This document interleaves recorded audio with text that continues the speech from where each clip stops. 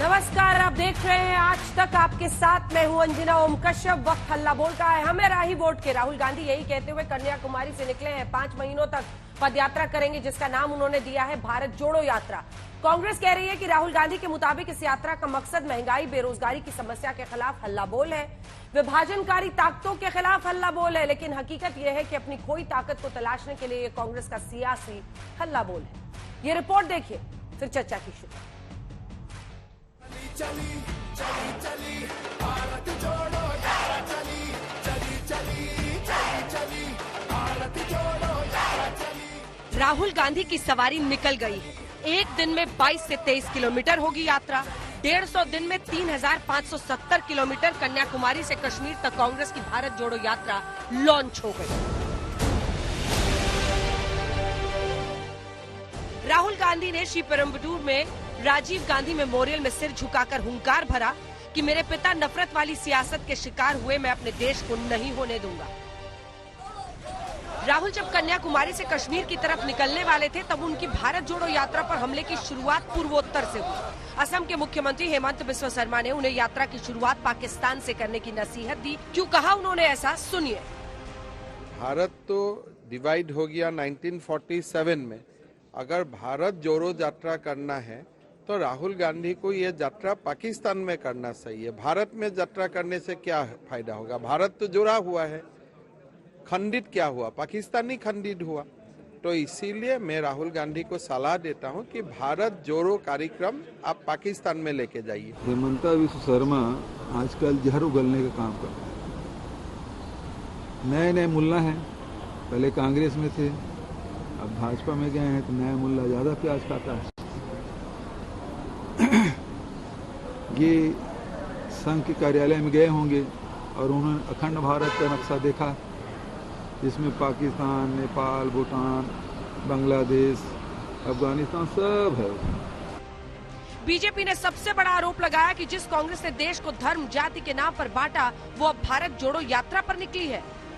ध्रुवीकरण इतना बड़ा हो चुका है देश के अंदर कि जातियों में, वर्ग में, धर्म के नाम पर नफरत पैदा हो गई है। ये देश अगर इसको नहीं संभाला गया तो ये गृह युद्ध की तरफ जा सकता है। देखिए, एक बात आपको समझना होगा, जिस पार्टी और परिवार की तोड़ने की विरासत रही हो, वो जोड़ने की सियासत करे तो मजाक लगता है। जो कश्मीर की हमेशा जो है वो इस देश की पहचान रही है, सिरमौर रहा है, वहाँ पे आपने अलगाव और आतंकवाद का बीज बो दिया। नॉर्थ ईस्ट में आपने क्या किया, किस तरह से भागलपुर में कत्लेआम हुआ, भिवंडी में क्या हुआ, सन 84 में किस तरह से नरसंहार हुए सिख भाई बहनों के, ये किसी को कोई भूल सकता है क्या? इसलिए मुझे लगता है कि वो तो इनकी जो है वो जोड़ो यात्रा नहीं बल्कि प्रायश्चित यात्रा होनी चाहिए। 2 दशक तक राजनीति में रहने वाले राहुल गांधी अभी तक कोई कमाल नहीं दिखा पाए हैं। बीजेपी बार बार कोस रही है कि ये राहुल गांधी को किसी तरह से रीलॉन्च करने की कवायद है। परिवार से आगे ये पार्टी बढ़ ही नहीं सकती। ये सबको जोड़ने की यात्रा है और यही मूल फर्क है कांग्रेस में और भाजपा में। कांग्रेस और राहुल गांधी की जो यात्रा है, इसकी शब्दावली पे मुझे इतराज है। भारत टूटा कहाँ है जो आप जोड़ने निकले हो? भारत तो टूटा नहीं है, उसको तो जोड़ दिया गया था। तो आप किस प्रकार से कह सकते हो भारत टूटा है और भारत तो जोड़ो यात्रा निकाल रहे हैं आप? मुद्दों के आधार पे तो आपने बांट रखा था भारत को। भारत जोड़ो यात्रा पर निकले राहुल गांधी के लिए सबसे बड़ी मुसीबत है अपने कुनबे को संभाल कर रखना। बीजेपी कह रही है भारत जोड़ो से पहले कांग्रेस को तो जोड़ ले राहुल गांधी। गुलाम नबी आजाद से लेकर कैप्टन अमरिंदर और ज्योतिरादित्य सिंधिया जैसे नेताओं ने पार्टी का दामन छोड़ते हुए राहुल गांधी के नेतृत्व को लेकर कई सवाल खड़े किए थे। सबसे ज्यादा तो भागे हैं वो राहुल टीम भागी है। हम तो राहुल टीम नहीं थे, तो हम तो इंदिरा गांधी, संजय गांधी, राजीव गांधी टीम थे। हम तो अब अपनी पार्टी बनाई, हम भागे नहीं। टीम तो सबसे राहुल गांधी टीम भागी है। सीनियर पीपल एक कमरे में आपने कर किसी को बुला के उनकी सलाह भी लेते हो किसी बात पे। Whole concept of Congress is changed. जो कांग्रेस मैं देखी थी आज से 50 साल पहले, वो नहीं रही। ये तो एक पता नहीं क्या क्या इन्होंने बना दिया कांग्रेस का। इतनी चिंता राहुल जी को अब है काश उतनी चिंता होती जब मैं कांग्रेस में होता। इससे ज्यादा मुझे कुछ कहने की जरूरत। तो क्या जिन चुनौतियों का सामना कांग्रेस पार्टी कर रही है उनसे उबार पाएंगे राहुल गांधी? न सिर्फ कांग्रेस का जनाधार लगातार सिमट रहा है, बल्कि केंद्र के बाद राज्यों से भी सत्ता फिसल रही है। संगठन लगातार रसातल में धंसता जा रहा है। पार्टी के बड़े बड़े नेता दामन छोड़कर जा रहे हैं। पार्टी स्थायी अध्यक्ष का नाम तक तय नहीं कर पा रही। अब तो राहुल गांधी के खिलाफ असंतोष की आवाजें भी आने लगी हैं। राहुल गांधी इसे देश को जानने की यात्रा बता रहे हैं। उन्होंने आह्वान किया, मैं आ रहा हूँ आपके शहर, आपके गांव, आपकी गली, आपसे मिलने। हम सब साथ मिलकर अपना भारत जोड़ेंगे। ये जो 3,500 किलोमीटर है वो 12 राज्यों से कैसे ये यात्रा गुजरेगी? जो भारत यात्री हैं वो इन बोगियों में, या ये कह लीजिए कि मेकशिफ्ट जो रूम्स हैं ट्रक्स पे लोडेड है, उनमें रहेंगे और लगातार एक वक्त पे 100-150 यात्री लगातार सफर करेंगे। भारत यात्रियों का एक पूरी लिस्ट भी जारी की गई है जो उनके सोशल मीडिया के ऐप में है। यात्रा के 5 महीनों के दौरान राहुल गांधी ना तो किसी होटल में रुकेंगे, ना किसी रेस्टोरेंट में खाना खाएंगे। 150 दिनों की पैदल यात्रा के दौरान वो इन्हीं कंटेनर्स में रहेंगे। उनके साथ चल रहे करीब 300 कांग्रेस नेता, कार्यकर्ता, सिविल सोसाइटी के लोग जो खाना पकाएंगे, वही राहुल और उनके साथ चल रहे लोग खाएंगे। किस तरह से पूरी यात्रा जो है जाएगी, क्योंकि आप लोगों ने कह दिया किसी रिजॉर्ट में नहीं रहेंगे, किसी जो है होटल में नहीं रहेंगे, आम लोगों के बीच में आम तरीके से रहेंगे और एक तपस्या हम लोग करेंगे। ये राहुल गांधी जी के शब्द है। उन्होंने कहा ये मेरे लिए तपस्या के माफी। तो ये 3,570 किलोमीटर पद यात्रा जो करीब 150 दिन लगेंगे, कन्याकुमारी से लेकर कश्मीर तक 12 राज्यों से गुजरेगा। 118 कांग्रेस कार्यकर्ता इसमें शामिल हैं। 1/3 महिलाएं हैं और औसत आयु 38 है। राहुल गांधी जी भी शामिल हैं। चूंकि पैदल लंबी दूरी तय करनी है, लिहाजा साथ चलने वालों ने यात्रा से पहले फिजिकल ट्रेनिंग भी ली है। हमने इसके लिए पहले से तैयारी कर रखा है। जब से भारत जोड़ो यात्रा की जो शुरुआती चीजें थी और ये यात्रा को लेकर के हम वास्तव में बहुत उत्साही हैं कि हम फिजिकल ट्रेनिंग किया आपने? जी हाँ, ये तो पहले से रही हमारी फिजिकल ट्रेनिंग। यात्रा में जो 300 लोग राहुल गांधी के साथ चलेंगे, उनमें नेताओं के अलावा सुरक्षा कर्मी, फोटोग्राफर, सोशल मीडिया संभालने वाले लोग और मेडिकल स्टाफ होगा। पूरी यात्रा के दौरान टाइटल सॉन्ग बजता रहेगा।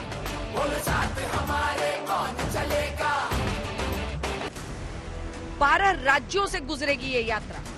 यात्रा की शुरुआत कन्याकुमारी से होगी। तिरुवनंतपुरम, कोच्चि, नीलांबूर, मैसूरू, बेल्लारी, रायचूर, विकाराबाद, नांदेड़, जलगांव, जमोद, इंदौर, कोटा, दौसा, अलवर, बुलंदशहर, दिल्ली, अंबाला, पठानकोट, जम्मू होते हुए श्रीनगर में खत्म होगी। कन्याकुमारी से सुप्रिया भारद्वाज और मौसमी सिंह के साथ आज तक ब्यूरो।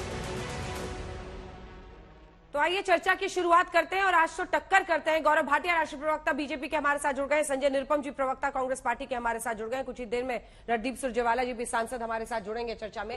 लेकिन सबसे पहले आपके साथ शुरुआत करते हुए संजय निरुपम जी, भारत को जोड़ने की जरूरत क्यों आन पड़ी?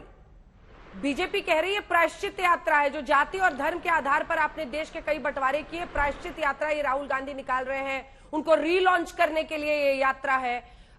जमीन पर आप लोग टिक नहीं पा रहे हैं, इसीलिए कोशिश है कि लोगों के बीच में उनको उतारा जाए।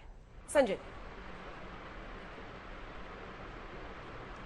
देखिए, भारतीय जनता पार्टी के नेताओं ने जिस प्रकार से प्रतिक्रिया जाहिर की है भारत जोड़ो यात्रा के खिलाफ, इससे स्पष्ट है कि बीजेपी के लोगों में हड़कंप मच गया है। वो बहुत परेशान है। भारत जोड़ो यात्रा किसी नकारात्मक पॉलिटिक्स या नकारात्मक राजनीति की उपज नहीं है, बल्कि एक सकारात्मक राजनीति या सामाजिक कार्यक्रम या एक आंदोलन के तौर पर शुरू किया जा रहा है। और मैं मानता हूं और मैं बहुत ठोक के कह रहा हूं कि एक ऐतिहासिक कार्यक्रम है, जिसके जरिए एक सामाजिक परिवर्तन की लहर तैयार होगी और उसके बाद एक सांस्कृतिक एकता के सूत्र में फिर से हिंदुस्तान को बांधने का कार्यक्रम होगा। पिछले 8 वर्षों से बीजेपी की सरकार है दिल्ली में और नरेंद्र मोदी जी प्रधानमंत्री हैं और कई राज्यों में भी धीरे धीरे इन लोगों ने या तो चुनाव जीत के अपनी सरकार बनाई या फिर जो विपक्ष की सरकारें थी उसको तोड़ फोड़ करके हमारे विधायकों को खरीद फरोख्त करके अपनी सरकार बनाई। जब से इनकी सरकारें आई हैं या सरकार आई है, तब से हिंदुस्तान में 3 प्रमुख समस्याएं निकल के आई हैं।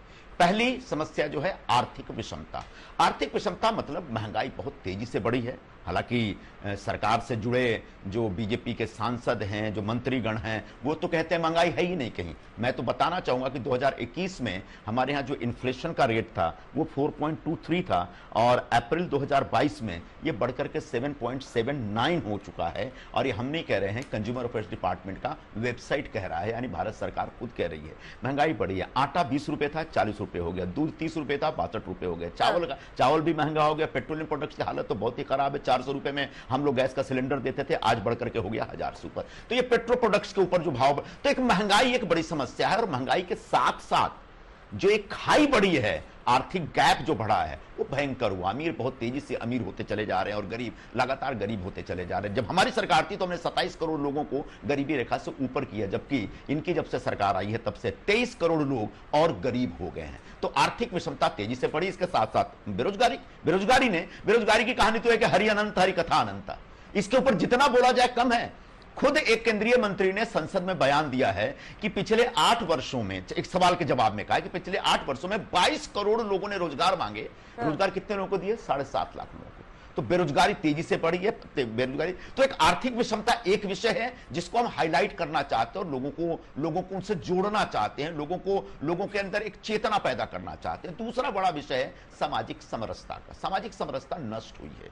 जब से बीजेपी, जब से प्रधानमंत्री नरेंद्र मोदी सत्ता में आए, तब से भारतीय जनता पार्टी ने एक सामाजिक और सांप्रदायिक सद्भाव जो था हमारा, उसको पूरी तरह से नष्ट कर दिया है। लोग धर्म के नाम पर जिस तरीके से लड़ रहे हैं, जिस तरीके से कल परसों आपने देखा, कल की बात है मेरे ख्याल से, कि महाकाल का दर्शन करने फिल्म स्टार अपनी पत्नी के साथ जाते हैं और उसका विरोध किया जाता है, उसको दर्शन नहीं करने दिया जाता है। इस प्रकार की घटनाएं तमाम हो रही हैं। तो समाज में जो नफरत का और डर का भाव पैदा किया गया है, उसके खिलाफ लोगों को जोड़ना पड़ेगा। और तीसरा बड़ा कारण यह है कि मोदी सरकार आने के बाद से जो सत्ता का केंद्रीकरण हुआ है, जिसकी वजह से, जिसके तहत तमाम जो संवैधानिक, स्वायत्त या स्वतंत्र या जो सरकारी संस्थाएं, उनके ऊपर जो अपना प्रभुत्व बीजेपी ने और सरकार ने कायम कर लिया, जिसमें आप लोगों पर भी हम कभी कभी दोष लगाते हैं, जिसमें व्यक्तिगत तौर पर आपके खिलाफ कुछ नहीं है, लेकिन जो मीडिया के संस्थान है, उन संस्थानों के ऊपर जो कब्जा करने का, उनको डरा के रखने का। एक उदाहरण देता हूं, भास्कर अखबार बहुत अच्छा काम कर रहा था कोविड दूसरे फेज के जमाने में, और जैसे उसने हाईलाइट किया कि गंगा तट पर तमाम लाशें गिरी पड़ी हैं, और उसके हफ्ते 2 हफ्ते के अंदर इनकम टैक्स का रेट पड़ जाता है उनके दफ्तरों में। तो इस तरीके से डरा के, धमका के मीडिया संस्थानों को अपने कब्जे में रखना, जुडिशियरी अपने कंट्रोल में कर लेना। आपने देखा हुआ 4 जज लोगों ने कैसे प्रेस कॉन्फ्रेंस लेकर के कहा था, और उसके बाद इलेक्शन कमीशन, पूरा सारी जांच एजेंसियां। तो सत्ता का जो केंद्रीकरण हुआ है और उसके जरिए जो दुरुपयोग हो रहा है, उसके खिलाफ भी लोगों में चेतना पैदा करना और देश की जनता को जोड़ना। तो ऐसे आपकी 3 बड़ी बातें उन्होंने बता दी। आर्थिक विषमता देश में, साथियों के साथ भारत जोड़ो यात्रा हम शुरू कर रहे हैं। ठीक है, हिंदू मुस्लिम हो रहा है हर मुद्दे पर। और तीसरा वो कह रहे हैं कि सत्ता का, ताकत का केंद्रीकरण हो गया है। तीनों पर आपका जवाब। इसीलिए राहुल गांधी यात्रा पर निकले हैं गौरव भाटिया जी, और कन्याकुमारी से कश्मीर तक बदल देंगे हिंदुस्तान को। गौरव जी, देखिए ऐसा है, मैंने सुना आज कांग्रेस के एक वरिष्ठ नेता कह रहे थे कि महात्मा गांधी के दांडी मार्च के बाद अगर कोई यात्रा निकली है तो वो राहुल गांधी ही निकाल रहे हैं। अब ऐसी चाटुकारिता कहीं और नहीं पाएंगे। इसका असली मकसद क्या है अंजना जी? पहले मैं उससे शुरुआत करूंगा, कुछ बिंदु रखूंगा, अगले भाग में इनकी बातों का उत्तर भी दूंगा और तथ्यों के साथ। सबसे पहले देखिए, एक साधारण व्यक्ति अपनी मेहनत से देश का प्रधानमंत्री बनता है, वो व्यक्ति योग्यता, ईमानदारी के आधार पे बनता है। राहुल गांधी का उपनाम गांधी है, तो ये राहुल गांधी रीलॉन्च 11 है या 12 होगा। इतनी बार फेल हुए हैं, लेकिन पुनः उनको जीवित करने के लिए बार बार रीलॉन्च किया जाता है। ये कांग्रेस की अपना अस्तित्व बचाए रखने की भी लड़ाई है। मैं क्यों ऐसा कहता हूं अंजना जी? जितना मुर्गी अंडे नहीं देती, उससे ज्यादा अंडे कांग्रेस पार्टी को दिए हैं राहुल गांधी ने। मैं बता दूं, दिल्ली में विधानसभा के चुनाव 2015 और 2020 में 0 सीटें आई। लोकसभा के चुनाव 2014 और 2019 में 0 सीटें आई। पश्चिम बंगाल में लेफ्ट के साथ मिल गए, सीट आई 1। उत्तर प्रदेश गए, प्रियंका वाड्रा भी गई, वहां पे सीटें आई 2। अंजना जी, रायबरेली सांसद हैं सोनिया गांधी अध्यक्षा, लेकिन वहां पे 1 सीट नहीं है उत्तर प्रदेश के चुनाव में, और 399 जगह लड़े और 387 जगह इनकी जमानत जब्त हो गई। पंजाब इकलौता ऐसा प्रदेश था जो 5 चुनाव हुए विधानसभा के, जहां इनकी सरकार थी, वो ये हार गए। भाजपा 4 के 4 जीत गई। तो मैंने क्या कहा, ये अपना अस्तित्व बचाए रखने की बात है और कुछ नहीं है। अब आते हैं, ये जब कहते हैं विचारधारा की लड़ाई है, अंजना जी मैं तो ये पूछना चाहता हूं कौन सी विचारधारा, ये बताइए। गरीबी की बात करते हैं, हमने तो सुनिश्चित किया कि गरीब जो है वो मुख्य धारा से जुड़े। कोविड की महामारी में 80 करोड़ भारतीयों को 2.5 साल मुफ्त राशन दिया जाए। ये राहुल गांधी कहते हैं गरीबी एक मानसिकता है, ये इनकी सोच है। भ्रष्टाचार पे आते हैं, आप बताइए, भ्रष्टाचार खत्म कर देंगे और राहुल गांधी खुद आज बेल पे बाहर हैं। नेशनल हेरिटेज घोटाला 2000 करोड़ का चल रहा है। विचारधारा इनकी है क्या, ये पूछना पड़ेगा। तीसरी बात, वंशवाद की योग्यता, तो हम कहते हैं योग्य व्यक्ति आ गया है, यहां वंशवाद चल रहा है। 24 साल से एक परिवार का अध्यक्ष है। क्या ये विचारधारा वो विचारधारा है जिससे कि देश का युवा और देश का नागरिक जुड़ना चाहेगा? संजय जी, उत्तर है नहीं। कमेंट कर राष्ट्रीय अखंडता पे आ जाते हैं, पूरा कर लें दीजिए। हाँ, मैं अपनी बात पूरी कर लूं। हाँ, राष्ट्रीय अखंडता पे आ जाते हैं। देखिए, राष्ट्रीय अखंडता पे मैं एक तस्वीर लाया हूं, ये कई लाख शब्द के बराबर है। ये क्या दिखाती है, चीन के साथ एमओयू करते हैं और आज तक नहीं बताया है सार्वजनिक करके कि क्या एमओयू था। देश की जनता को जानने का हक है कि नहीं है। जब पुलवामा का हमला हुआ तो होम ग्रोन टेररिज्म बता दिया। अंत करूंगा आतंकवाद। आतंकवाद हमने देखा किस तरह से पुरजोर तरीके से नरेंद्र मोदी जी के नेतृत्व में देश लड़ रहा है, लेकिन एक आतंकवादी इनके समय में मनमोहन सिंह जी से प्रधानमंत्री थे, उनके घर जाके हाथ मिला के कश्मीर की नीति बताता था।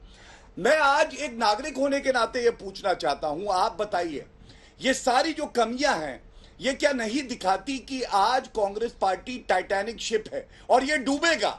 बस ये बात है कि कब डूबेगा। गुलाम नबी आजाद के शब्द ले लीजिए, कैप्टन अमरिंदर सिंह के ले लीजिए, और जो युवा राहुल गांधी के साथ थे, ज्योतिरादित्य सिंधिया, जितिन प्रसादा, आरपीएन सिंह, आज वो कहां हैं? अंजना जी, जो अपनी पार्टी को नहीं ठीक से रख पाया, जो कभी जनता से जुड़ा ही नहीं, वो क्या भारत को जोड़ेगा? और जहां तक भारत की बात है, भारत अखंड है, मजबूत है, उसको राहुल गांधी जैसे व्यक्ति की जरूरत नहीं है। जहां राहुल गांधी जाते हैं भस्मासुर है, वो नष्ट हो जाता है। इसीलिए कांग्रेस पार्टी अब नष्ट हो रही है। ठीक है, जल्दी से एक बार सुना देते हैं राहुल गांधी क्या कह रहे हैं संजय जी, फिर उसके बाद जवाब दीजिएगा। हालांकि गौरव जी, आपने उस घटना पर टिप्पणी अभी तक नहीं की। उज्जैन में रणबीर कपूर और आलिया भट्ट जाकर पूजा नहीं कर सके, उनका विरोध हुआ क्योंकि सोशल मीडिया पर उनका एक वीडियो वायरल हो रहा है जहां उन्होंने अपने आप को बीफ ईटर कहा। आज का मुद्दा नहीं है, इसलिए नहीं दी। ठीक है, एक सेकंड जरा सुन। சுதந்திரம் பெற்ற பிறகு 75 ஆண்டுகளுக்கு பிறகு எதற்காக காங்கிரஸ் கட்சிக்கு இந்த நாட்டு மக்களுக்கு தேசத்தை ஒற்றுமைப்படுத்துகின்ற ஒரு பயணம் தேவைப்படுகிறது என்கிற கேள்வி எழுகிறது. What is happening in the country that so many people, millions and millions of people, feel that there is a need to take an action that brings India together. The நாட்டிலே இருக்கின்ற கோடிக்கணக்கான மக்கள், राहुल जी का भाषण अंग्रेजी में है, वहां पर ट्रांसलेशन हो रहा है रीजनल लैंग्वेज में, लेकिन वो कह रहे हैं कि भारत में लोगों को जोड़ने की बहुत जरूरत है। लेकिन सवाल तो यह है ना संजय जी कि कांग्रेस को कैसे जोड़ेंगे? एक बार जैकेट के साथ जरा दिखाइए इन दोनों को, क्योंकि संजय निरुपम जी, क्या हालत है कांग्रेस पार्टी की इस वक्त, वो हम दिखा रहे हैं। कौन से राज्य, कितने राज्य किसके पास है? आम आदमी पार्टी और कांग्रेस के पास अब बराबर बराबर 2 राज्य है, सिर्फ अपनी बहुमत की सरकार जहां पर जिन राज्यों में है। देखिए, बीजेपी के 11, एनडीए के 18, कांग्रेस के 2, यूपीए के जहां गठबंधन की बना रहे हैं 2, 4 स्टेट्स। 2019 में आपकी हार, 2014 में आपकी हार। राहुल गांधी 20 साल से पॉलिटिक्स में एक्टिव है, लेकिन कोई भी कमाल वो नहीं कर पाए, उल्टा अमेठी गवा बैठे। ऐसे में नेता के रिपोर्ट कार्ड को देखते हुए ऐसा लगता है कि भारत भ्रमण से आप लोगों को लग रहा है कि सत्ता का दर्शन हो जाएगा। सवाल यह है कि अगर उनका ये रीलॉन्च नहीं है तो क्या है सर? लोगों के बीच से गुजरते हुए, मिलते हुए, क्या आपको लगता है कि देश बदल जाएगा? क्या मतलब ये राहुल गांधी का रीलॉन्च ही दिख रहा है? जो आम लोग समझेंगे इसको वो यही कहेंगे कि राहुल गांधी को किसी तरह से आप लोग नेता बना रहे हैं। और खबर ऐसी भी है कि वायनाड आते आते उनको अध्यक्ष घोषित कर दिया जाएगा। संजय जी, 3-4 बातें आपने प्रमुख तौर पर आपने और भारतीय जनता पार्टी के साथी ने कही है। मैं एक एक करके जवाब देने की कोशिश करूंगा। पहली बात कि हां, मैं स्वीकार कर रहा हूं कि कांग्रेस पार्टी को चुनावों में लगातार झटके पे झटके लग रहे हैं। निश्चित तौर पर हम चुनाव हार रहे हैं, मैं खुद भी चुनाव हार चुका हूं, राहुल गांधी जी भी अमेठी का चुनाव हार गए और बहुत सारे नेता लोग हार गए। चुनाव हार गए इसका मतलब क्या है? लोगों के प्रश्न उठाना हम बंद कर दें? चुनाव हार गए इसका मतलब क्या लोगों के बीच जाना हम बंद कर दें? मुझे लगता है ये कांग्रेस पार्टी के अंदर जो प्रतिबद्धता है देश के प्रति और लोगों के प्रति, नागरिकों के प्रति और इस देश के संविधान के प्रति, मुझे लगता है उस प्रतिबद्धता का सम्मान होना चाहिए, उसकी सराहना होनी चाहिए कि बावजूद इसके हम लोगों के बीच जा रहे हैं और जो कुछ भी देश में गलत हो रहा उसके खिलाफ लोगों को हम समझाने की कोशिश करें, उनके अंदर एक चेतना पैदा करने की कोशिश कर रही है। रह गई बात कांग्रेस पार्टी के कुछ नेताओं ने कहा कांग्रेस को जोड़ने की बात। निश्चित तौर पर कांग्रेस के कुछ नेता छोड़ के चले गए, जो चले गए वो डर गए, या तो किसी के पीछे ईडी लगा है, किसी के सीबीआई लगा है, या कोई बहुत ही लालची था जैसे ज्योतिराज सिंधिया, उनको क्या नहीं दिया कांग्रेस पार्टी ने, लेकिन अपने लालच के चक्कर में मध्य प्रदेश की चलती हुई सरकार तोड़ करके चले गए। गुलाम नबी आजाद, बहुत सारे लोग हैं। तो इन नेताओं ने जो कहा है उनके गुलाम नबी, हाँ बड़ा अच्छा सवाल, बड़ा अच्छा आपने, हाँ बहुत अच्छी बात आपने कही है। भारतीय जनता पार्टी के लोग गुलाम नबी आजाद की बातों को ऐसे कोट कर रहे हैं जैसे ब्रह्मा जी का वाक्य हो, जैसे कोई बड़ा महान नेता ने एक बात कही हो और भारतीय जनता पार्टी के पास उसके अलावा कोई बेहतर तर्क नहीं है। गुलाम नबी आजाद 42 साल से कांग्रेस पार्टी में है, 35 साल एआईसीसी के जनरल सेक्रेटरी रहे, 5 बार राज्यसभा में रहे, 3 बार लोकसभा में रहे, वर्षों तक केंद्रीय मंत्री रहे, उसके बाद मुख्यमंत्री रहे। अब 2021 में राज्यसभा का टर्म पूरा हो गया, नहीं दिया गया तो मुंह फुला लिए। तो इतना बड़ा पद लोलुप और अपने पद के लिए पार्टी में बने रहने का जिसने संकल्प लिया है, ऐसे व्यक्ति को चले जाना चाहिए, कोई नुकसान। और उस व्यक्ति को आप अगर महान मानते हैं तो भारतीय जनता पार्टी को मुबारक हो, ऐसे आदमी को जब चाहे वो शामिल कर ले। तो हम गुलाम नबी आजाद की बातों के ऊपर हम नहीं जाते। हाँ, कांग्रेस जोड़ो जो बोल रहे हैं लोग ना, कांग्रेस पार्टी में जो एक नया नेतृत्व निकल के आ रहा है, बड़े पैमाने पर नए नए नौजवान साथी लोग आ रहे हैं, वो कांग्रेस से जुड़ रहे हैं। मुझे लगता है बहुत सारे लोग हैं भाई, अभी कौन मतलब बताना शुरू करूंगा तो कम से 50,000 लोगों की लिस्ट है हमारे पास। तो एक नया वर्ग आना पड़ेगा जो सत्ता लोलुप है, जो डर गए भयभीत हो गए, वो जाना चाहे जाएं, नहीं जो डर गए भयभीत हो गए उनको जाना है जाने दीजिए। अब राहुल गांधी का रीलॉन्च की बात, ये भारतीय जनता पार्टी के अंदर का फ्रस्ट्रेशन है। मैं मानता हूं कि राहुल गांधी जी 2 दशक से हैं राजनीति में, 2009 से चुनाव लड़ रहे हैं, जीत रहे हैं, और उसके बाद भी उनके नेतृत्व में कई बार हमने चुनाव लड़ा, उनके नेतृत्व में के अलावा दूसरों के नेतृत्व में भी चुनाव लड़ा, फिर भी उसका ठिकरा राहुल गांधी जी के ऊपर ही फोड़ा गया। फिर भी राहुल गांधी को हम रीलॉन्च नहीं कर रहे हैं, ये भारतीय जनता पार्टी का दुष्प्रचार होता है। राहुल गांधी तो हर जहां जहां चुनाव होता है वह प्रचार के लिए जाते हैं, जहां जहां कार्यक्रम होता है कार्यक्रमों में शामिल होते हैं। हाँ, उन्होंने कहा कि मैं अध्यक्ष नहीं बनना चाहता हूं, इसके ऊपर भी भारतीय जनता पार्टी को तकलीफ हो रही है। एक तरफ वंशवाद का विरोध करते हैं, जब राहुल गांधी कहते हैं ठीक है साहब मैं अध्यक्ष नहीं बनना चाहता हूं, किसी और को बनाइए, तो ये तंज करते हैं कि राहुल गांधी अध्यक्ष क्यों नहीं बनते। जो आदमी पार्टी का अध्यक्ष नहीं बन सकता वो देश को क्या जोड़ेगा। अगर ये अध्यक्ष बन जाएंगे तो बोलेंगे देखो जो फिर से वंशवाद की परंपरा आगे बढ़ाती है। हाँ, इतना ज्यादा वंशवाद के खिलाफ है तो माधवराव सिंधिया के बेटे को क्यों अपने यहां नेता बना रहे हैं, आरपीएन सिंह को क्यों नेता बना, जिनके बाप भी बहुत बड़े कांग्रेस नेता थे, जितेंद्र प्रसाद को क्यों नेता बना रहे। अगर इतने ज्यादा वंशवाद के खिलाफ हैं तो अनुराग सिंह ठाकुर कौन है भाई, ये क्या वंशवाद के प्रोडक्ट नहीं है। ये दुष्यंत कुमार कौन है, क्या दुष्यंत सिंह कौन है, क्या ये वंशवाद के प्रोडक्ट नहीं है, क्या पूनम महाजन वंशवाद के प्रोडक्ट नहीं। तो आपके वंशवाद आपको चलेगा, और हमारे अगर किसी नेता के बेटे को राजनीति में मौका मिलता है तो वंशवाद की परंपरा के खिलाफ है। तो ये दोहरापन दोगलापन बंद करें और देश में आपको सरकार चलाने का जो मौका मिला है उसके जरिए लोगों की भलाई करें, न कि गंदी राजनीति करें और लोगों के बीच लड़ाई झगड़ा करा कर। गौरव जी वो कह रहे हैं कि कोई रीलॉन्च नहीं है, वही सब कुछ कर रहे हैं, जहां पर चुनाव होता है वो पार्टी को कैंपेन करते हैं। गुलाम नबी आजाद ने कहा कि वो नहीं, उनके पीए सेक्रेटरी फैसले ले रहे हैं कांग्रेस पार्टी में। लेकिन इससे आगे बढ़कर एक बड़ा सवाल आपसे पूछती हूँ, क्या बीजेपी को इस बात का एहसास है कि इस देश में एक बहुत बड़ा तबका है जो ये मानता है कि हर मुद्दे पर अब देश में हिंदू मुस्लिम हो रहा है। इसी से मैं वापस आती हूं रणबीर कपूर वाले टॉपिक पर। टॉपिक जरूर अलग है लेकिन देश से ही तो जुड़ा हुआ है ना।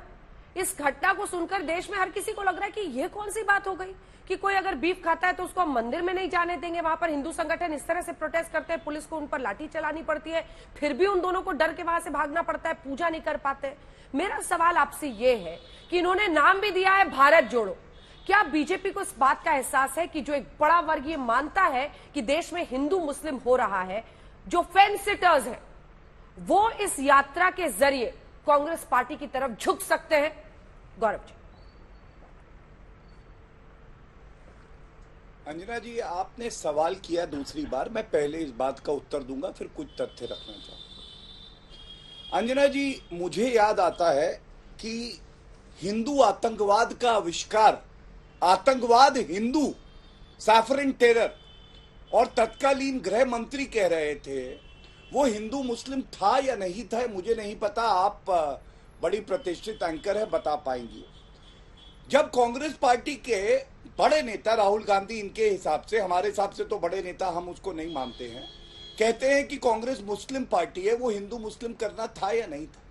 लाल किले की प्राचीर से प्रधानमंत्री तो सबका होता है, मनमोहन सिंह जी कैसे कह देते हैं कि पहला हक संसाधनों पे मुसलमानों का है, और याकूब मेमन को फांसी होती है तो कांग्रेस पार्टी और कई और विपक्षी पार्टियां जो अब है कहती हैं उसको फांसी इसलिए हो रही है क्योंकि वो मुसलमान है। और पांचवी बात, बाटला हाउस में आतंकवादी मारे जाते हैं, सोनिया गांधी फूट फूट के रोती हैं, अरे देखो मर गया मुस्लिम मर गया। आतंकवादी तो आतंकवादी होता है।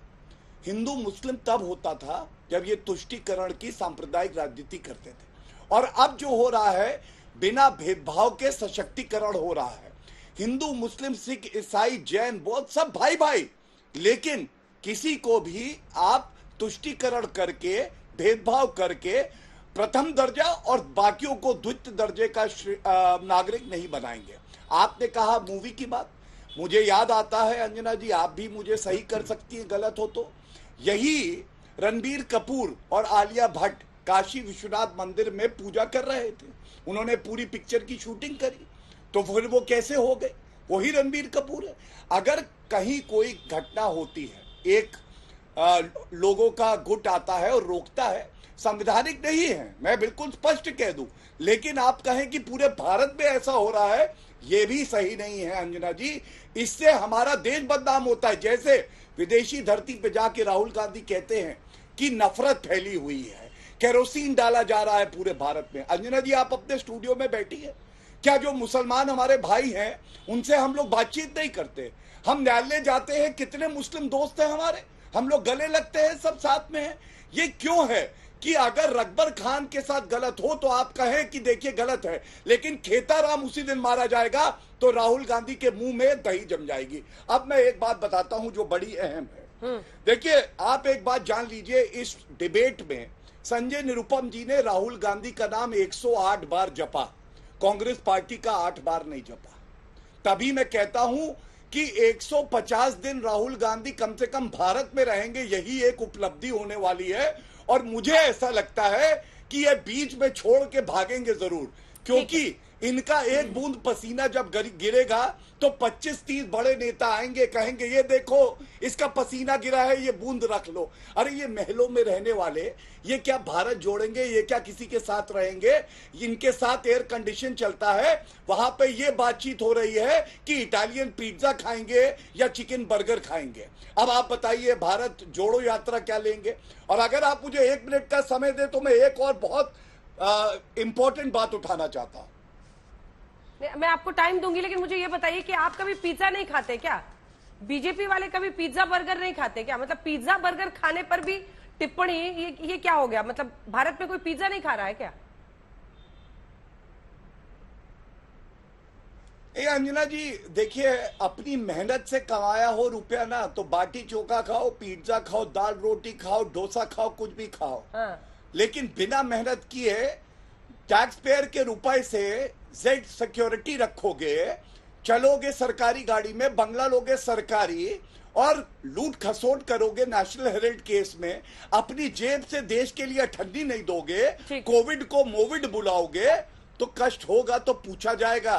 ये इटालियन पिज्जा खाने वाले भारत को क्या जाने। और इसीलिए मैंने ये बात उठाई, और ये वक्तव्य भी इन्हीं के पार्टी के लीडर ने कहा है कि वहां चिंता इस बात की ज्यादा होती है कि चिकन बर्गर में चिकन ठीक है या नहीं है, सैंडविच जो आया है उसकी ब्रेड चख लो, राहुल गांधी नाराज हो जाएंगे। ये बात नहीं होती है कि गरीब को, किसान को, महिला को, मजदूर को कैसे मजबूत करेंगे। छोटा सा जवाब मुझे। सुरजेवाला जी भी जुड़ रहे हैं हमारे साथ। हाँ। देखिए, ऐसा है, राहुल गांधी एक ट्वीट करते हैं तो सरकार के 16, 17, 20 मंत्री एक साथ उन पर अटैक करते हैं और सारे के सारे जनरल सेक्रेटरी और भाटिया जी जैसे जो प्रवक्ता हैं राहुल गांधी के खिलाफ लग जाते हैं। इस बात को स्थापित करता है कि कहीं ना कहीं राहुल गांधी से पूरी बीजेपी डरी हुई है। राहुल गांधी को बदनाम करना, उनको क्रिटिसाइज करना, उनके वीडियो को काट छाट करके उनको रिडिक्यूल करने के अंदाज में पेश करना, उनके फोटोग्राफ्स को मॉर्फ करना, तो ये भारतीय जनता पार्टी के अंदर एक डर व्याप्त है राहुल गांधी को लेकर के, जो बार बार निकल करके आता है और जिसके तहत आज गौरव भाटिया जी भी अपनी सारी बातें रख रहे हैं राहुल जी के खिलाफ। हमारे लिए राहुल जी हमारे नेता हैं, मैं इससे इनकार नहीं कर रहा हूं, मुझे गर्व है। और राहुल गांधी के खिलाफ कोई बोलेगा तो मैं बिल्कुल फाइट बैक करूंगा, लड़ूंगा मैं। लेकिन आप जो राहुल गांधी के खिलाफ 24 घंटे लगे रहते हैं, वो कहीं ना कहीं आपके अंदर की एक इनफीरियोरिटी कॉम्प्लेक्स है, आपका डर है, भय कि कभी भी राहुल गांधी निकल के आ सकते हैं और हमारी दुकान बंद हो सकती है। राहुल गांधी निकल के आ सकते हैं और बीजेपी की दुकान बंद हो सकती है। ठीक है, इसी से जुड़ा हुआ एक दूसरा एस्पेक्ट है और उस पर जो सवाल है वो मैं आपसे पूछूंगी, उसका जवाब आप दीजिएगा संजय जी। लेकिन उससे पहले रणदीप सुरजेवाला जी जो इस पूरे दौरे पर राहुल गांधी के साथ है वो इस वक्त हमारे साथ जुड़ रहे हैं। रणदीप जी, राहुल गांधी की इस यात्रा से क्या, सीधा सवाल कर रही हूं, 2024 पर आप लोगों की नजर है? आपको लग रहा है कि मोदी को मुकाबला राहुल गांधी देंगे? आप उनको लॉन्च कर रहे हैं? सवाल अकेले 2024 का नहीं, 2024 पे तो नजर है, पर 2024 पे क्यों? इसलिए कि ये देश आज त्रस्त है महंगाई से, बेरोजगारी से। इस देश की, भारत माता की आत्मा छल्ली हो रही है। हिंदू और मुसलमान के नाम पर पूरे देश को लड़वाया जा रहा है। युवाओं के पास गुण है, शिक्षा है, हुनर है, पर मौका नहीं है। महंगाई ने हर घर का बजट बिगाड़ दिया है। इसीलिए इस देश की आत्मा को झकझोरने की जरूरत है। ये यात्रा इस देश के जनमानस की बगावत का संदेश है, ताकि देश की अंधी, बहरी और गूंगी सरकार जो है उसको जगाया जा सके, इस देश की जनता की समस्याएं सुनने के लिए। इसलिए ये यात्रा है। मेरे सवाल का ये हिस्सा था कि क्या राहुल गांधी का रीलॉन्च है ये जो बीजेपी कह रही है? रणदीप जी, रीलॉन्च है?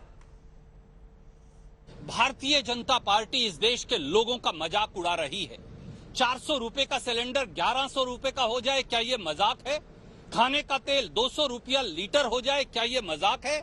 दूध, दही और पनीर आम जनमानस की प्लेट से हट जाए, क्या ये मजाक है? 100-150 रुपया किलो दाल हो जाए, क्या ये मजाक है? इस देश में 4.5 करोड़ लोग बेरोजगार हों, क्या ये मजाक है? 15 से 25 साल के युवाओं में बेरोजगारी की दर 50% हो, क्या ये मजाक है? ये मजाक भाजपा के लिए हो सकता है, मोदी सरकार के लिए हो सकता है। इस देश के लोगों के लिए ये जीने की लड़ाई है, और उस जीने की लड़ाई के लिए आज राहुल गांधी 3570 किलोमीटर कश्मीर से कन्याकुमारी तक पैदल चल रहे हैं। लेकिन ये बताइए ना सर, सवाल तो ये है कि परफॉर्मेंस में फेल तो यात्रा का है सहारा। 2019 देखिए चुनाव दर, पिछले जो 10 विधानसभा चुनाव हुए हैं उसमें भी हार मिली है कांग्रेस पार्टी को। क्या परफॉर्मेंस में जो एक इमेज क्राइसिस ऐसा लगता है, और उसी के साथ परफॉर्मेंस क्राइसिस से राहुल गांधी गुजर रहे हैं, इसीलिए अब आप लोगों को यात्रा का सहारा? आपको लग रहा है यही वो जादू की छड़ी है जिससे शायद कुछ बदले कांग्रेस का जमीन पर? भारतीय जनता पार्टी को केवल जुमले आते हैं। आज जिंदगी दूभर है, आज जिंदगी मुश्किल है। आज गुणी से गुणी व्यक्ति के लिए रोटी नहीं। आज 84% लोगों की घरों की आय कम हो गई है और 142 भारतीयों की आय 30 लाख करोड़ बढ़ गई है। मोदी जी के मित्र तो एक दिन में 1000 करोड़ रुपया कमाते हैं, पर इस देश में दिहाड़ीदार मजदूर आत्महत्या करने को मजबूर है। किसान सड़कों पर धक्के खाता है। युवा जो है PhD चपड़ासी की पद के लिए अप्लाई कर रहा है पर मिलता नहीं। ये है जो परफॉर्मेंस की जरूरत है। परफॉर्मेंस सरकार की फेल हो गई है, कांग्रेस की नहीं। कांग्रेस केवल अलग जगह रही है। गुजरात क्यों नहीं जा रहे रणदीप जी? गुजरात क्यों नहीं जा रहे? दक्षिण में स्थिति अच्छी है, इसलिए वहीं पर केंद्रित है ये पूरी यात्रा। अब जा रहे हैं बीचों बीच, लेकिन गुजरात, कई राज्य हैं जहां नहीं जा रहे, क्यों? शायद ऐसा कहने वाले को इस देश की भौगोलिक परिस्थिति की जानकारी नहीं। क्या कश्मीर दक्षिण में है? क्या पंजाब हरियाणा उत्तर प्रदेश दक्षिण में है? क्या हिमाचल प्रदेश दक्षिण में है? क्या राजस्थान और महाराष्ट्र और मध्य प्रदेश दक्षिण में है? ये यात्रा कन्याकुमारी से कश्मीर को जोड़ने वाली है। गुजरात परसों ही श्री राहुल गांधी गए और गुजरात की जनता ने यह दर्शा दिया कि बापू और पटेल की धरती से जो संदेश उठा है वो इस बार सत्ता के बदलाव का और कार्यकल्प करने का संदेश है। ये जनता ने गुजरात की संदेश दे दिया। राजीव गांधी मेमोरियल से शुरुआत, एक इमोशनल टच भी देने की कोशिश है क्या? जो कांग्रेस की लेगेसी है उसको फिर से दोबारा लोगों के जहन में याद दिलाने की कोशिश है युवा वोटर्स को। श्री पेरम्बदूर जो है वो राहुल जी के पिताजी और इस देश के सबसे चहेते प्रधानमंत्री के बलिदान की धरती है। पर राजीव जी ने बलिदान क्यों दिया?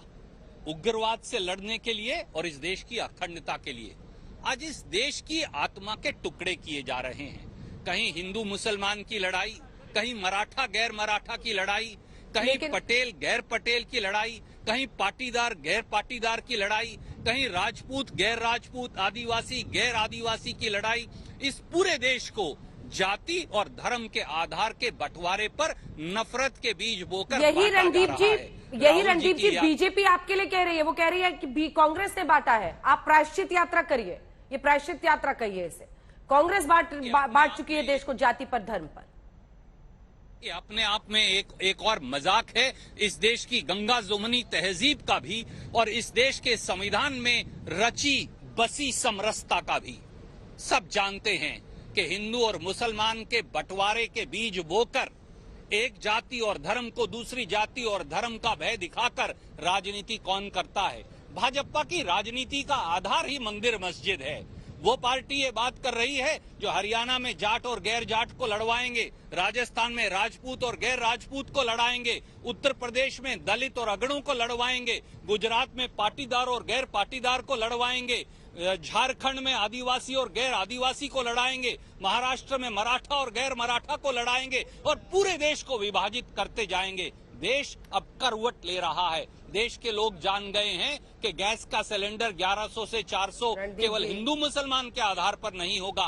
पेट्रोल और डीजल जो 100 रुपया लीटर है वो हिंदू मुसलमान के बंटवारे से नहीं हुआ, परंतु दिल्ली के हुक्मरानों के निकम्मेपन के आधार पर हुआ है, जो केवल सत्ता की वोट बटोरने की राजनीति कर रहे हैं। आखिरी सवाल, अध्यक्ष वाली क्राइसिस से कांग्रेस पार्टी गुजर रही है, इसीलिए मेरा सवाल है क्या खबर ऐसी आ रही है, और आप तो साथ साथ हैं और बहुत करीबी माने जाते हैं, क्या वायनाड पहुंचे राहुल गांधी को अध्यक्ष बनाने का ऐलान होगा?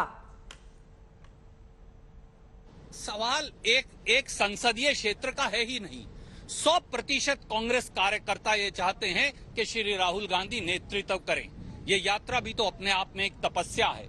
ये तपस्या केवल राजनीतिक दल या व्यक्ति विशेष के लिए नहीं, ये तपस्या है देश की समस्याओं के लिए, डूबती अर्थव्यवस्था के खिलाफ, औंधेगिरी जीडीपी के खिलाफ। ये तपस्या है रोजगार के सृजन के लिए। ये तपस्या है ताकि आपके मेरे आपके दर्शकों के घर का बजट सस्ते में चल सके, सही रेट पर चल सके, उसके लिए ये तपस्या है इस देश की आत्मा को छलनी करने के खिलाफ। और ये तपस्या है इस देश में तरक्की, बढ़ोतरी, समरसता, भाईचारा, उनका शासन हो, ना कि हिंदू और मुसलमान के विभाजन के नफरत के बीज बोकर खेती की जाए। ठीक, बहुत बहुत धन्यवाद आपका रणदीप सुरजेवाला जी हमारे साथ जुड़ने के लिए।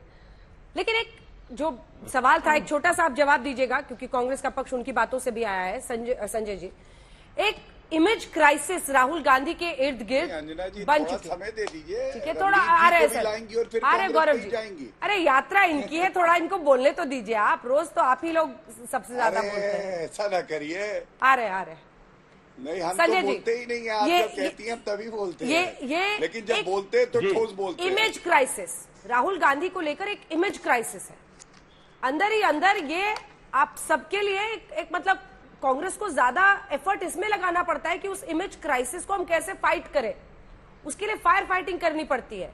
देखिए ना, वो आलू डालना और सोना निकालना, असल में क्या बोला था और वो क्या वायरल हुआ और लोगों में क्या संदेश पहुंचा, आज भी युवा उसको लेकर सवाल पूछ देते हैं। अब ये आटा प्रति लीटर आगे उन्होंने ठीक कर लिया था, लेकिन ये बोल गए और उसके बाद मीम्स पे मीम्स बन रही हैं और एक पूरा आजकल चलता है प्रोपेगेंडा का, एक पूरा बाजार है, हर तरफ से है, दोनों तरफ से है बराबर का। अब वो इमेज क्राइसिस को फाइट करना सबसे बड़ी दिक्कत है कांग्रेस पार्टी के लिए, राहुल गांधी को लेकर। कई नेता उनकी नेतृत्व क्षमता पर सवाल खड़े कर रहे हैं, आप सबको बुरा कह रहे हैं। अरे सर 23 नेता हैं जो कांग्रेस पार्टी में चिपके हुए हैं ना अभी भी संजय जी, लेकिन वो कह रहे हैं कि आप चुनाव तो कराइए ढंग से। राहुल गांधी के नेतृत्व को लेकर सर वो सवाल पूछते हैं, लेकिन किसी में हिम्मत नहीं है, कोई कल्पना नहीं कर सकता कि गांधी परिवार के बाहर का कोई अध्यक्ष बनेगा। क्या मैं सच नहीं कह रही हूं संजय जी? दो बातें हैं अंजना जी। एक तो राहुल गांधी की इमेज क्राइसिस। राहुल गांधी जी की कोई इमेज क्राइसिस हमारे लिए नहीं है। यह भारतीय जनता पार्टी का भयंकर एक षड्यंत्र है, जिसके तहत उन्होंने जो नहीं बोला है वह उनके एक वीडियो में उनसे बुलवा करके उनको बदनाम किया जाता है। सोना और आलू की कहानी है, वो आपने पूरा वीडियो देखेंगे तो आपको समझ में आ जाएगा राहुल गांधी जी नहीं कह रहे हैं, ये मोदी कह रहे हैं, जिसको राहुल गांधी जी कोट कर रहे थे। लेकिन बीजेपी का जो आईटी सेल है उसको बड़े तरीके से काट करके इस तरह से कहा कि राहुल गांधी एक छोटा सा कमेंट गौरव भाटिया से ले लेते हैं, वक्त खत्म हो चुका है, जल्दी से एक लाइन में जवाब दीजिए। तेल और मिट्टी, तेल और पानी प्रति लीटर का भाव बोलते बोलते आटा के बारे में बोले, बाद में जैसे ही लीटर बोलने का दुरुस्त किया बीजेपी ने, वो आखिरी बात निकाल के उनको बदनाम करने के लिए वीडियो चला। गौरव जी छोटा सा जवाब आपको भी देना, हमारे नेता का इमेज बहुत बढ़िया। ठीक है सर, गौरव जी जल्दी से। अरे वो चुप होंगे तब तो हम जवाब देंगे। हाँ धन्यवाद। देखिए मैं दूसरों की बात नहीं करता हूँ, आज तक और इंडिया टुडे ग्रुप ने क्या कहा है। हाँ देखिए जब 2012 में लॉन्च हुए तो कह रहे थे वॉरियर प्रिंस आए हैं, उसके बाद आए 2016 में और कहने लगे राहुल फिर वापस आएंगे, टोपी में फिट होंगे, लेकिन टोपी पहनाने में सबसे बड़े एक्सपर्ट राहुल गांधी हैं। और फिर आखिरी में आपके चैनल ने पूछा कि देखिए गड़बड़ क्या है कांग्रेस पार्टी। ठीक है, चलिए यहीं पर अंत करना पड़ेगा गौरव जी, आपको टोक रही हूं, ये सिलसिला फिर चलेगा। अभी तो लंबी यात्रा होनी है, 150 दिनों की, 3,500 से ज्यादा किलोमीटर राहुल गांधी चल रहे, देखते रहिए